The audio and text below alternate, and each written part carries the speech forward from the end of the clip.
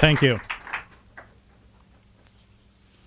Dr. James Luther Adams, my ethics professor at Harvard Divinity School, told us that when we were his age, and he was then close to 80, we would all be fighting the Christian fascists. The warning given to me 25 years ago came at the moment Pat Robertson and other radio and tele-evangelists began speaking about a new political religion that would direct its efforts at taking control of all institutions, including mainstream denominations and the government. Its stated goal was to use the United States to create a global Christian empire. It was hard at the time to take such fantastic rhetoric seriously, especially given the buffoonish quality of those who expounded it. But Adams warned us against the blindness caused by intellectual snobbery. The Nazis, he said, were not going to return with swastikas and brown shirts. Their ideological inheritors had found a mask for fascism in patriotism and the pages of the Bible. Adams was not a man to use the word fascist lightly. He was in Germany in 1935 and 1936 and worked with the underground anti-Nazi church known as the Confessing Church, led by Dietrich Bonhoeffer. Adams was eventually detained and interrogated by the Gestapo, who suggested he might want to consider returning to the United States.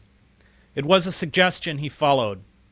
He left on a night train with framed portraits of Adolf Hitler, placed over the contents inside his suitcase to hide the rolls of home movie film he took of the so-called German Christian Church, which was pro-Nazi, and the few individuals who defied them, including the theologians Karl Barth and Albert Schweitzer.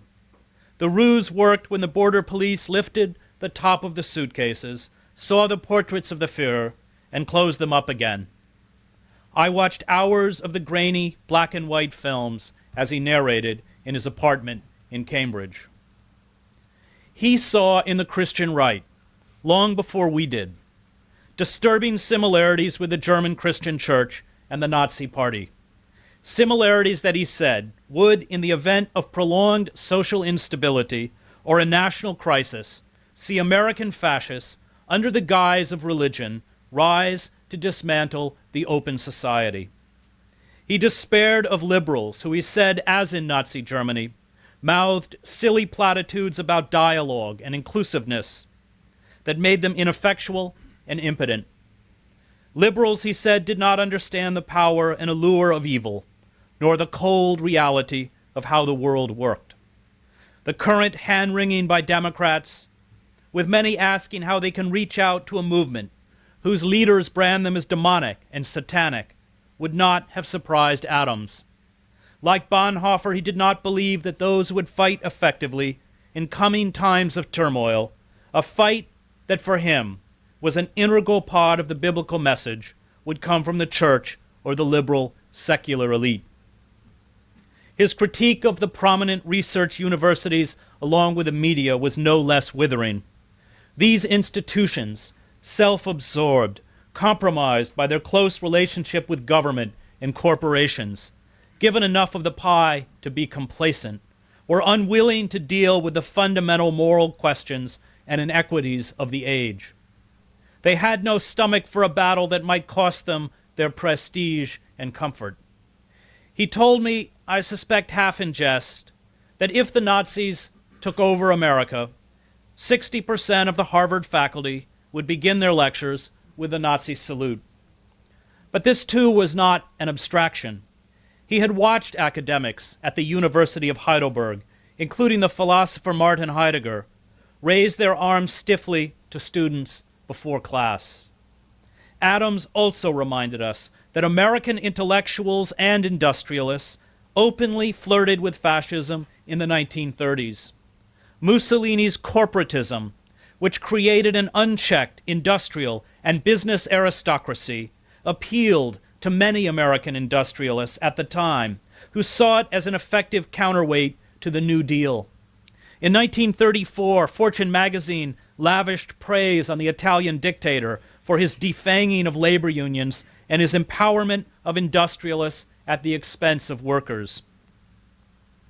Adams finally told us to watch closely what the Christian right did to homosexuals. He had seen how the Nazis had used values to launch state repression of opponents. Hitler, days after he took power in 1933, imposed a ban on all homosexual and lesbian organizations. He ordered raids on places where homosexuals gathered, culminating with the ransacking of the Institute for Sexual Science in Berlin. Thousands of volumes from the Institute's library were tossed into a bonfire. Adams said that homosexuals would be the first deviants singled out by the Christian right. We would be the next. The ban on same-sex marriages, passed by 11 states, was part of this march towards our door. A 1996 federal law already defines marriage as between a man and a woman.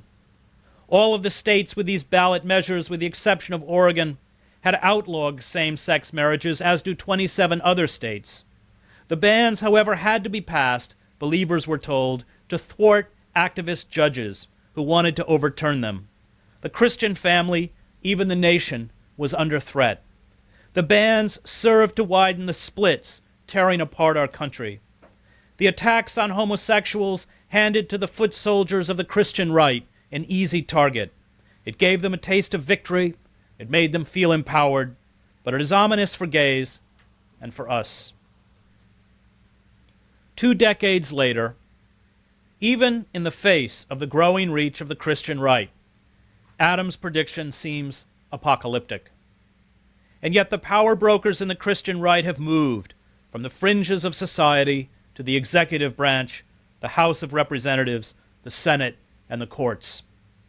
The movement has seized control of the Republican Party and holds a majority of seats in 36% of all Republican Party state committees, or 18 of 50 states, along with large minorities in 81% of the rest of the states. 45 senators and 186 members of the House of Representatives earned between an 80 to 100% approval rating from the 3 most influential Christian right advocacy groups: the Christian Coalition, Eagle Forum, and Family Resource Council. The movement is making a huge push to seize control of key states, including Ohio, where a group called Patriot Pastors have adopted as their symbol the cross superimposed on the American flag. When I attended a rally of Patriot Pastors in Dayton, a chorus sang militant hymns and patriotic songs while the crowd watched pictures of the war in Iraq. They must maintain the fiction of the separation of church and state, dodging their intent to build a theocratic Christian government, while at the same time sending out a stream of coded reassurances to their radical base. The movement has signed on dozens of cities and numerous states, such as Ohio, to a movement that will build people of what they call high character. Ohio is now a state of character. The state has put funding and resources aside to train citizens and leaders on how to be people of character. And potential candidates can fill out forms to declare they are persons of character, and their names are posted on the website. But woven into the 20-point list, which I urge you all to read, one which deftly eschews all religious terminology, is a blueprint for an authoritarian state, one where questioning power is unpatriotic, and only those with high character, as rigidly defined by Christians in the radical Christian right, have the right to lead and be heard. Individualism, the right to privacy, the belief that other political viewpoints and moral systems have value, are all attacked as disruptive to social cohesion. In the section titled Unity, followers are told, high character people strive to build relationships that foster oneness among others, who are bound with them to a common promise, vision, mission, or purpose. Ethical organizations seek uniformity in their people's shared character ethics and unity among their otherwise richly diverse people. Without a preserving commitment to shared character ethics, there is no hope for sustainable unity. In a section titled Accountability, it talks about how to enforce this unity. High character people scrutinize themselves and welcome the scrutiny of others. Ethical people acknowledge that human nature compels us toward independence. Our preference for independence results in isolation from one another. Isolation breeds temptation to unethical conduct. Ethical people resist this chain reaction by adopting transparent life and work styles that invite inspection. Ethical people place themselves in relationships that motivate self-examination and encourage constructive critique from others, particularly those they serve. In the section called Honoring Authority, there is a reminder that without moral guides, people of high character go astray and deviate from the ethical standards imposed from above. All people are imperfect, it reads, requiring boundaries for behavior. High character people willingly yield to the authority of those who are charged with upholding those boundaries. Ethical people help shape and then abide by the legitimate laws, rules, and boundaries established by legitimate authorities and strive to live within those boundaries for the betterment of all people. When those given authority violate conscience-convicting ethics, ethical people take ethical action to restore ethical authority. And towards the end of the list, under the heading Our Ability to Change, there is a section titled Submission to Truth. Truth transforms people only when we submit to it. Truly high-character people cannot not transform. Eventually, everyone ultimately confronts the power of truth. When confronted by the truth, ethical people are convinced to replace or put off their unethical behavior by pursuing and putting on ethical beliefs. Unethical people do not. This ongoing replacement lifestyle of ethical people produces the enduring evidences called virtues. All these points make, in essence, the same point. People of high character give over all authority for moral and political decisions to leaders who tell them what is true and what is right. All must, if they have high character, invite scrutiny by these leaders, by the organs of the state, and by their neighbors. These tenets are the cornerstone of the police state. The state where all are told to watch for social and political deviance, where there is only one orthodox truth, where all dissent is heresy, where people who are not of high character, people who do not submit and do what they are told, are not allowed to contaminate the public domain. Those of high character, those who abide by these moral tenets, become servile, afraid, bound to the tasks laid out by their leaders, willing to be punished for failing to achieve the moral standards and goals imposed by the state, and ready to denounce those around them. It is the antithesis of the message Jesus preached in the Gospels. President Bush must further these objectives, including the march to turn education and social welfare over to these churches with his faith-based initiative, which has handed hundreds of millions of taxpayer dollars to these organizations, as well as chip away at the wall between church and state with his judicial appointments, if he does not want to face a revolt within his core constituency. Hope has two beautiful daughters, Augustine wrote. Their names are anger and courage. Anger at the way things are, and courage to see that they do not remain the way they are. Anger when directed against those who would abuse the weak, preach bigotry and injustice, trample on the poor, crush dissent, and impose a religious tyranny is a blessing. Read the prophets. But because so many of our liberal institutions are bankrupt, bought off by corporate dollars, no longer willing to accept in religious terms that heretics exist, the goal is to appease the very people who openly call for our destruction. The liberal church stumbles along, muttering creeds they no longer believe, trying to peddle a fuzzy, feel-good theology that distorts and ignores the Bible often as much as the Christian right. And the Christian right is not always wrong about liberals. In fact, the movement voices much of our most prescient social criticism. They understand the ills of American society, even as they use these ills to plunge us into tyranny. They grasp the hollowness, timidity, and hypocrisy of the liberal church. The Christian right attacks cultural relativism, the creed that there is no absolute good and all value systems have equal merit, even as they benefit in a final irony from those who tolerate them in the name of cultural relativism. The most potent opposition to the movement will rise, I expect, from within the evangelical tradition itself.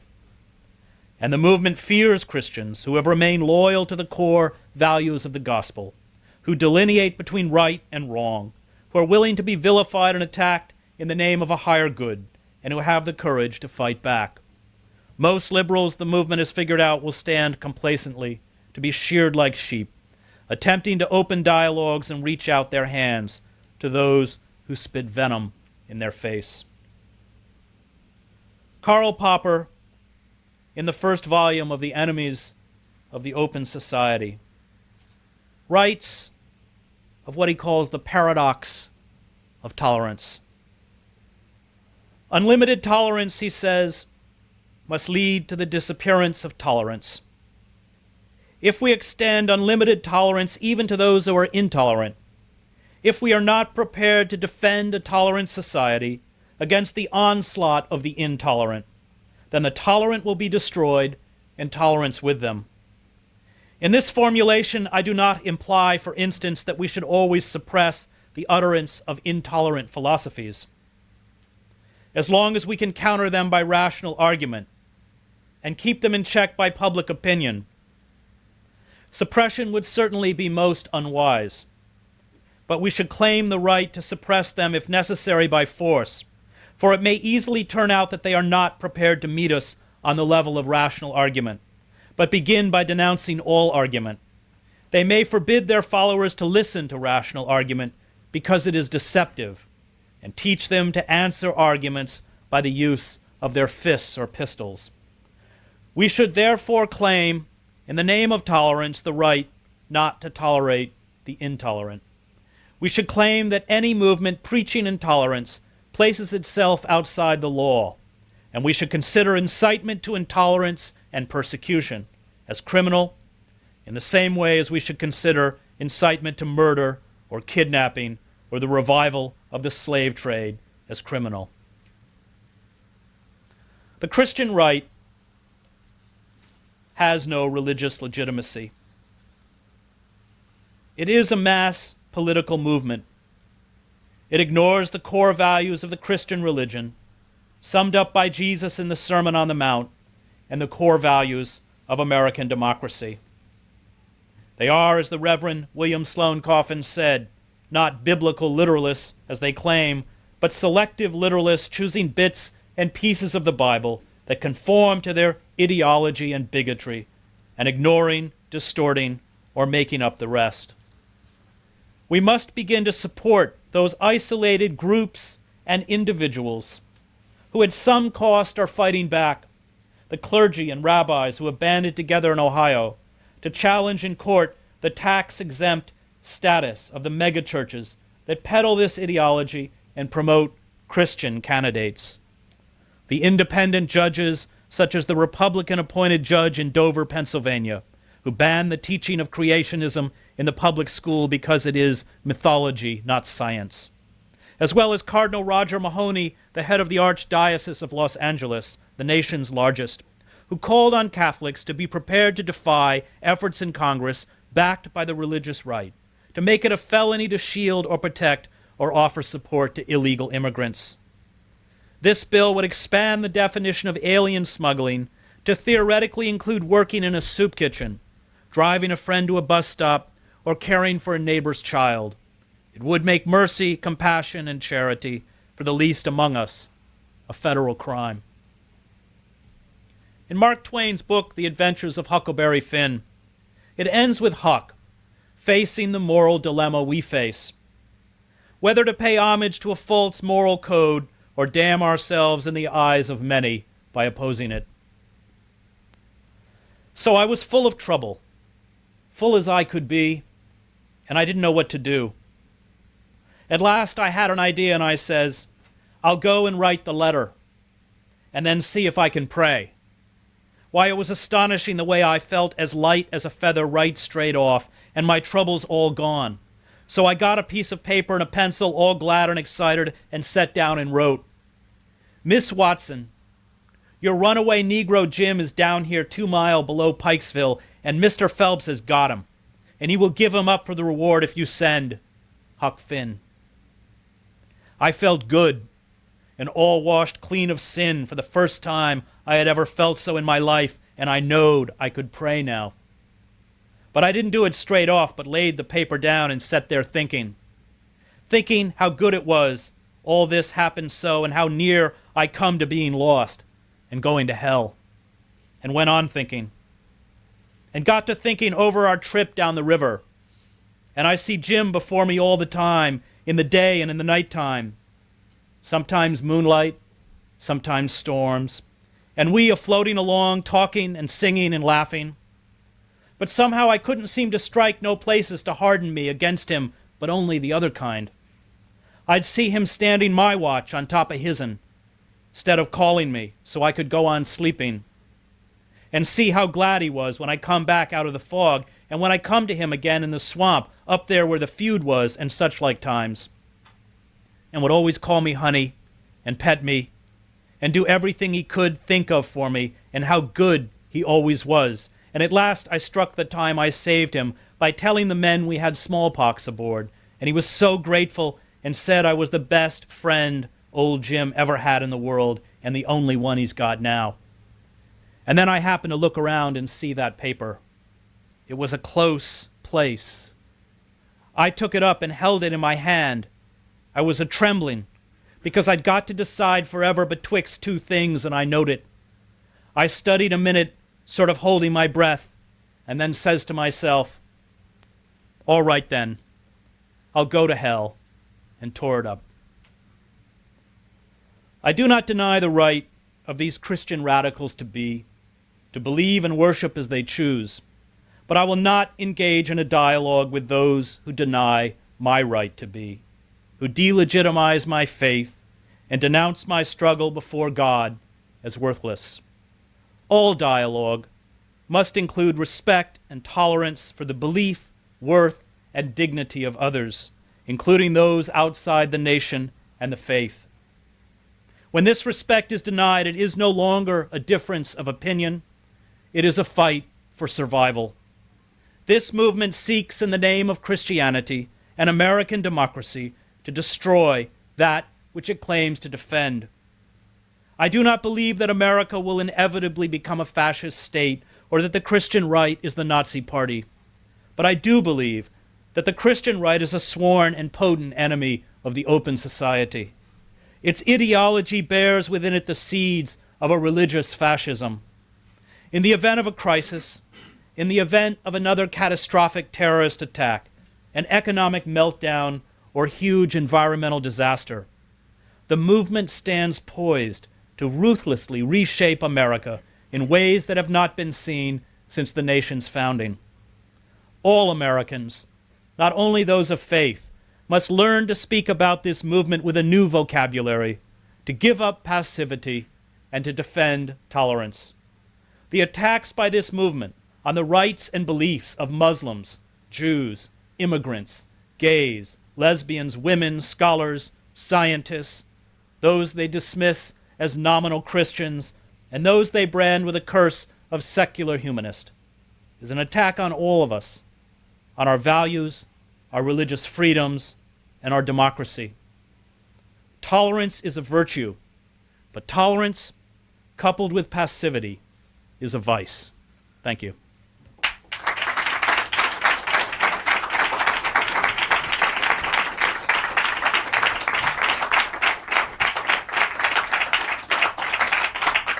I think we have time for questions if anyone has any. Do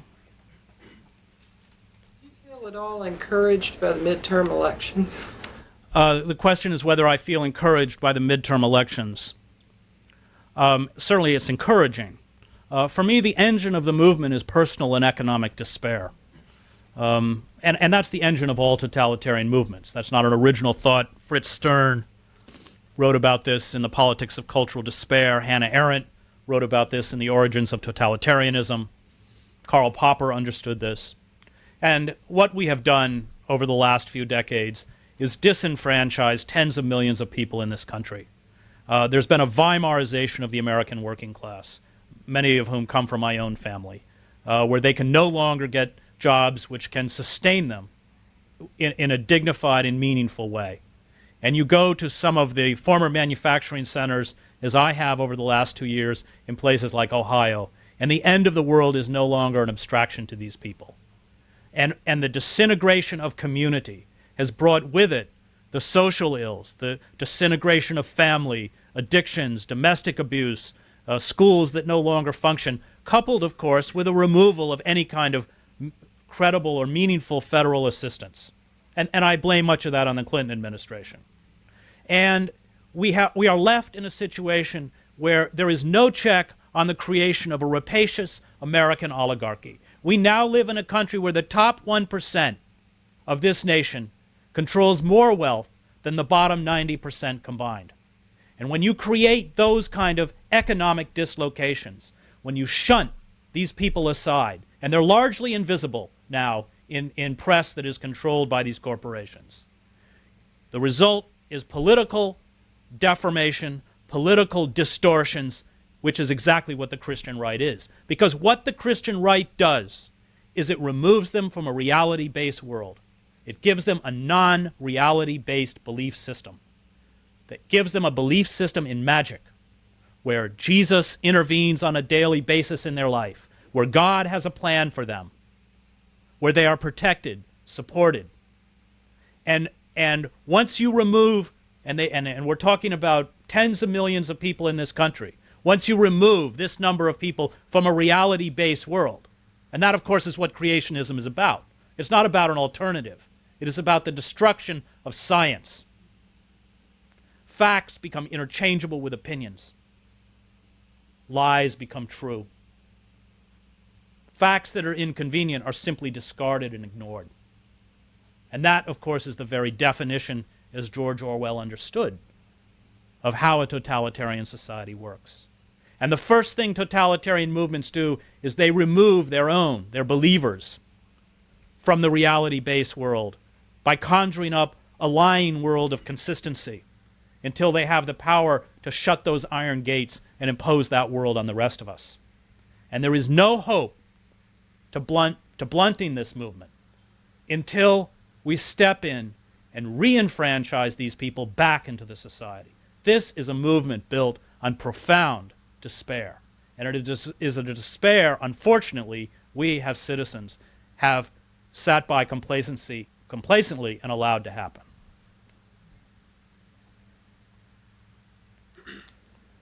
The Pat Robertsons of the world quite obviously got a vehement attitude toward Islam. So do you think that those sentiments are fueled by ideological differences, or do you think it's political? Well, the question is about the attitudes of people like Pat Robertson to Islam. Well, there's a frightening demonization of everybody who's outside the movement, including people of other faiths. It's a binary worldview, black and white, good and evil. And all of those who do not submit to this movement. And this is, of course, when you look closely at the type of power structure that they impose on their followers, one sees, I think, clearly on the micro level, the authoritarian or despotic quality of the movement.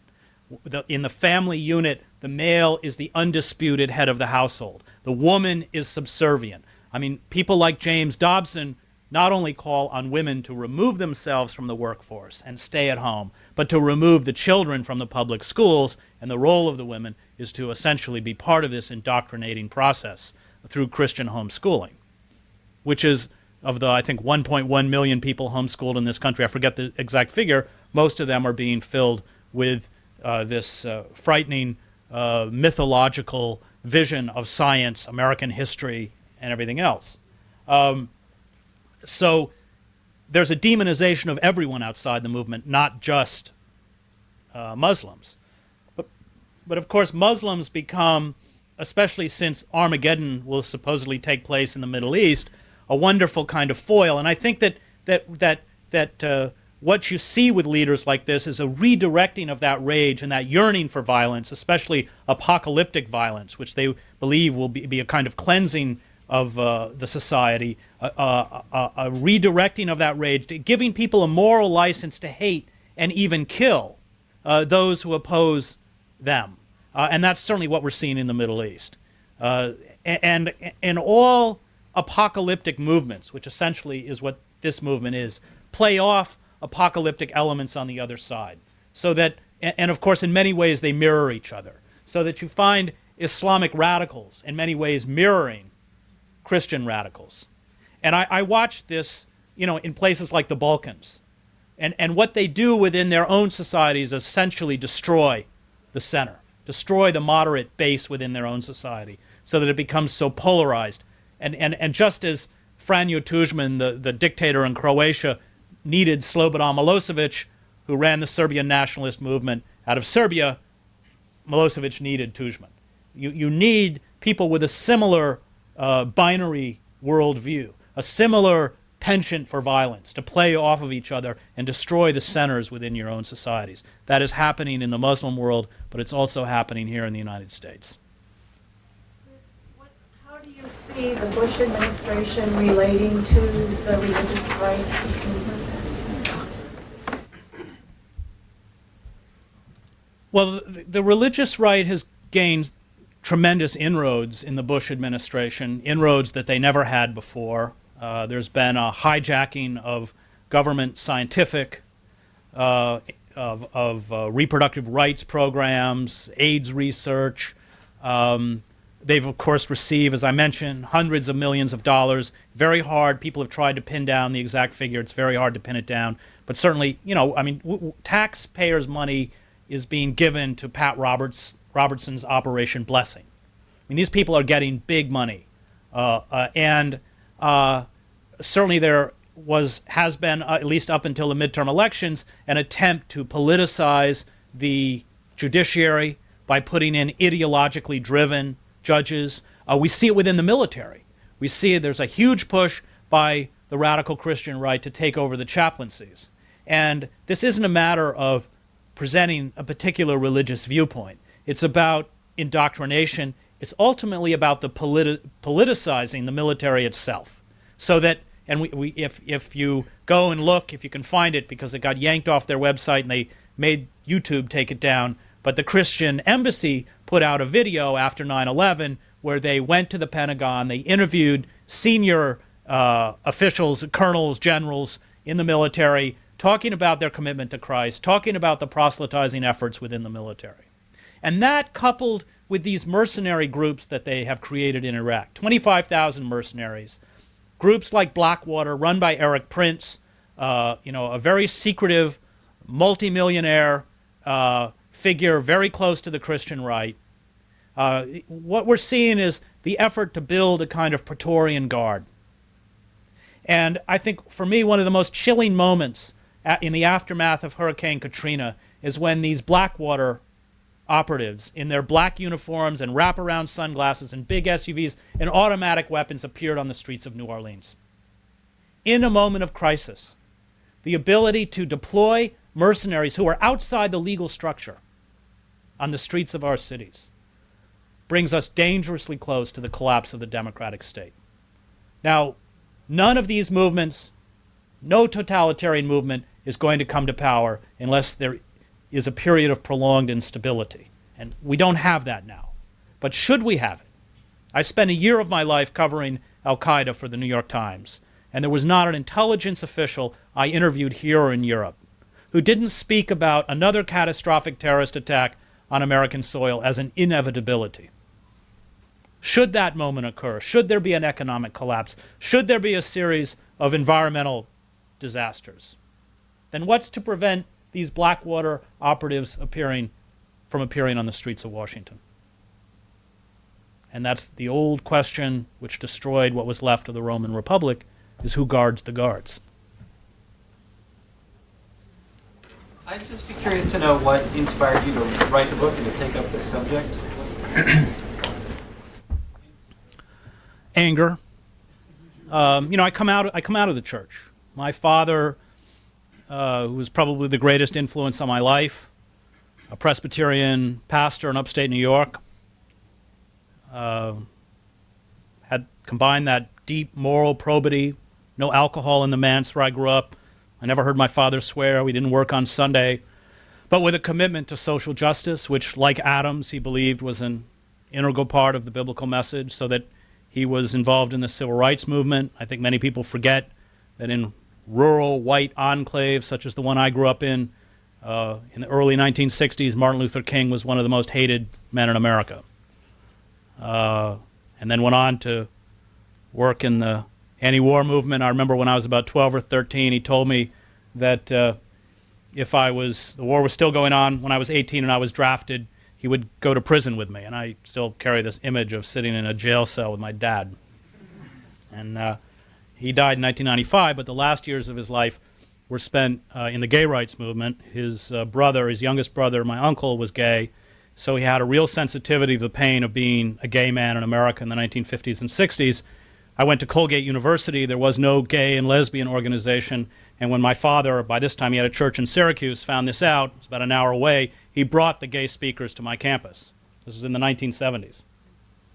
And this led to students confiding in my father after several of these visits that they were too uncomfortable coming out of the closet and founding a gay and lesbian organization on the campus. And so this was a problem my dad solved by taking me to lunch and telling me, although I wasn't gay, that I had to found it. So I used to walk into the dining hall, and the guy would take my card for breakfast, lunch, or dinner and check it off and hand it back to me and go, faggot. So I made it my undergraduate mission to seduce his girlfriend.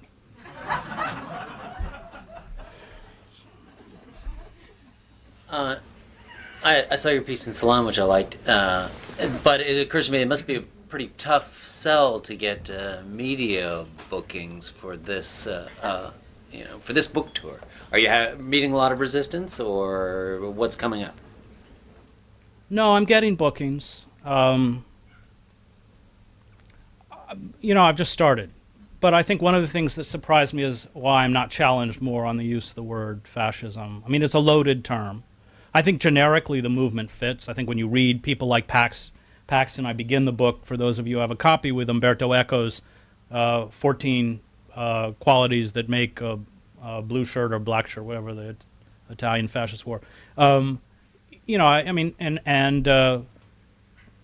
Paxton, I think, writes correctly, and this is in his book Anatomy of Fascism, that all societies carry within them movements that essentially can be defined as fascist. He said that in our past, the Ku Klux Klan was probably the most authentically fascist movement created within American society. So I think they fit. I mean, I think that when you look at the cult of masculinity, the war against intellectualism, the obsession with violence as a way to cleanse the world, there are enough qualities within the movement to generically call it. But it's a loaded word. It brings up historical connotations. These fascist movements adopt indigenous symbols and language, which is something, there's a great book, A Shall Bear Witness, by Victor Klemperer, who was a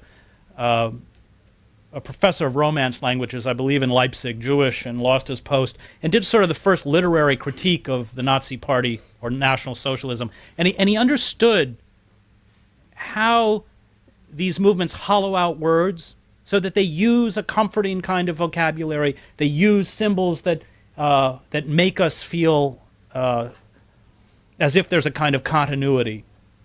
But they turn these symbols and this language to mean often things that are diametrically opposed to what the words have meant in the past. I mean, Orwell gets this with this kind of, peace is war kind of thing. You see it in the word liberty. If you notice that President Bush, after he gave his nationwide address calling for the escalation of troop numbers in Iraq, he didn't end by saying God bless America. He ended by talking about that force which gives us liberty. I forget the exact phrase. That liberty is an extremely loaded word, because liberty for people in the movement means the liberty that comes by giving your life over to and submitting completely to Jesus Christ. It means it's liberty as submission. So that when we hear the word liberty, it still continues to mean what we think it has always meant. But to the radical base, it's a message. And it's not a message, and Bush has an evangelical speechwriter. It's a message. They constantly send out this stream of coded messages. And I think when you read Klemperer or Orwell, you understand very well that corruption of language, that poisoning of the civil discourse, which always presages the rise of totalitarian movements. I know there have been arguments that members of the Christian right are voting against their economic interests. How do they define their economic interests? Yeah, that's Thomas Frank's argument. I don't think these people come from, by the time they're wrapped in the embrace of this movement, by the time they spend all day long sitting in front of Sky Angel or TBN or the 700 Club, they have already been removed from the reality-based world. I attended a seminar for the book in, I think it was either Missouri or Kansas, but it was a seminar for teachers in Christian schools, and it was instructing them on how to teach the process of creation. Now, you only need to read the book of Genesis once to understand that the writers of the book of Genesis thought the earth was flat. They not only thought the earth was flat, they thought there were rivers above and below us.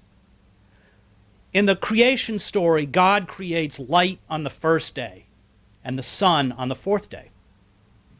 So this creates, obviously, the obvious question, what happened for the 4 days?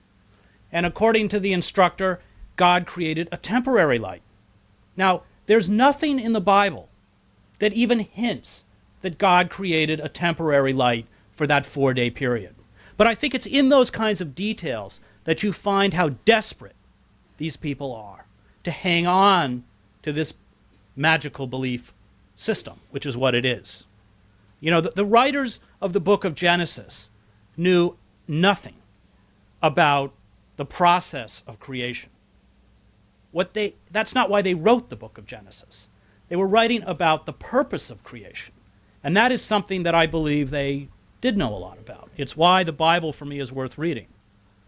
But when people live in a non-reality-based world, when they believe that dinosaurs existed with Adam and Eve, I was at the $25 million Creation Museum in Kentucky, which I think is opening in a couple weeks.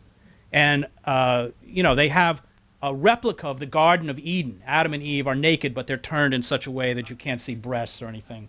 And they have dinosaurs there, and visitors are explained that in the Garden of Eden, dinosaurs were safe because they only ate plants, including T-Rex, and the reason he had long teeth is so he could open coconuts. This is all real.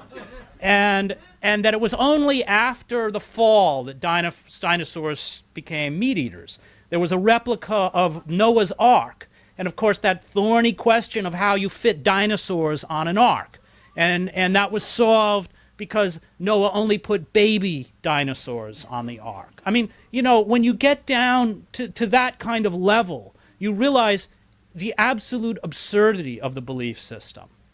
But while it's absurd, that's all these people have. And part of the rage that they feel towards critics comes from this fear of being pushed back in the reality fact-based world in which they could not cope, the world that betrayed them, the world that they yearn to be destroyed. And that's essentially what this obsession with apocalyptic violence is. It is about destroying the world that betrayed them, along with all of the people who betrayed them. How many people do you think are just fellow travelers on this versus real hard believers? I must say in my own family we range from hard believers to let's get along at Thanksgiving dinner to me. Right. Well, all radical movements we know from writers like Crane Britton in his great book Anatomy of a Revolution are tiny. That hardcore, ruthless, manipulative, the James Dobsons of the world. I mean, single percentage numbers. It's small. I mean, what were the Bolsheviks? 1%? But they count on the sympathy of 80 to 100 million people who define themselves as evangelicals. And I think what's so fascinating for me about this movement is that these people are not fundamentalists, and they're not evangelicals. I mean, fundamentalists have always called on followers to remove them, traditionally, to remove themselves from the contaminants of secular society, to shun politics because it's dirty. Traditional evangelical leaders like Billy Graham always called on their followers to be wary of political power. Graham himself was badly burned by Nixon. This is a new animal. We have not seen this before. We continue, and of course, they propagate those terms. We continue to use terms like fundamentalist to describe someone like Jerry Falwell. He's not a fundamentalist. Pat Robertson is not an evangelical. What we're seeing is a mutation, something radically different. We're seeing, in proper terms, Dominionists, people who believe that they have been given they have a God-given right to run this country and ultimately to run the globe. And that's a huge. There's a huge chasm between these people and what we've seen in American society in the past. Make this our last question of the evening. I mean, given what you were describing of the determination of the Christian right, the Dobsons, the Robertsons, the Falwells to impose their belief system on the society in terms of running the government, and the fact that they have been, packing the federal judiciary, they're the hundreds of millions of dollars you're talking about, the fact they're in the White House. I mean, it seems to me that they're fairly far along on this path. We're not in a theocracy, but they're fairly far along, given, along with the things like the Military Commissions Act, the legalization of torture and holding people, I mean, all these different measures they've taken. And then you pose the question of what would happen if there was some other 9/11 incident or some other kind of catastrophe. And the question I wanted to pose is, based on your study of this whole movement and where you see this going, to me it doesn't seem like we have a whole lot of time. So from your viewpoint, what do you see doing now to stop this? Well, the question is, how much time do we have? How far along is this movement? What worries me, I think that we're in a situation that's somewhat similar to the 1930s, where again we had a period where many, many people in this society had essentially been pushed out of mainstream society. There were powerful progressive forces within the press, which of course had a kind of multiplicity that it no longer has. I think it's, if I'm correct, 80% of America's newspapers are controlled by 6 or 8 corporations. Broadcast journalism virtually doesn't exist anymore, with the exception of C-SPAN and a few other, NPR, but there's not much out there. I worry that we don't have the power, organized power, in the event of a crisis to stand up against them. That there may be a kind of individual reaction. I don't think most Americans, I don't think even most evangelicals want to live in the kind of America these people want to create. But of course, by the time they find out, it will be too late. And one has to look at the transformation of any society at a moment of radical change. Iran would be a good example. When Ayatollah Khomeini came back, secular Iranians were cheering him in the street. The notion in 1979 that Iranian women would be forced to cover their heads was laughable. But there is a slow gradual, almost imperceptible erosion that totalitarian movements make. I mean, the Nazis did it. It took them a very long time. Claudia Kuntz's book, The Nazi Conscience, is a great read, or Sebastian Hoffner's Define Hitler. You understand that this is a long process. And by the time people wake up, it's too late. That process is clearly underway, without question. And Hoffner writes after the burning of the Reichstag and Hitler's declaring of martial law, how I think hundreds of thousands of Germans poured out into the street in protest, but there was no leadership. The opposition was bankrupt. In fact, the Social Democrats fled to a villa they had rented in Lugano in Switzerland. And without that opposition, without the ability of leaders to stand up, even the majority who opposes this move is essentially rendered impotent. And I fear that we keep moving down this path. And I don't find very many people standing up and ringing the kind of alarm bells. Certainly very few within the Democratic Party, which should be our opposition. Well, Webb is. I think Webb gets it, at least from my point of view. I mean, I think Webb gets the how dangerous this economic dislocation and the creation of an American oligarchy is to our democratic system. And that's not a new thought. I mean, Plutarch wrote about this. He said that disparity between the rich and the poor is the worst ailment that can beset any republic. Thucydides understood it. When Athens' empire expanded and many of the neighboring Greek states did not want to live under Athenian control, and Athens had to impose greater and greater tyranny, Thucydides wrote, "The tyranny we impose on others, we will eventually impose on ourselves," which is, of course, what happened. It was the death of Athenian democracy. And I think when we look carefully at how we deal now with the rest of the world, we as a country are essentially capable of only speaking to people outside our gates in the language of violence. This language of violence is going to be brought home, already is being brought home. Look at our prison system. So that I having spent 2 decades of my life outside the United States, the disparity between what I left and what I came back to is stark and frightening. Thank you very much.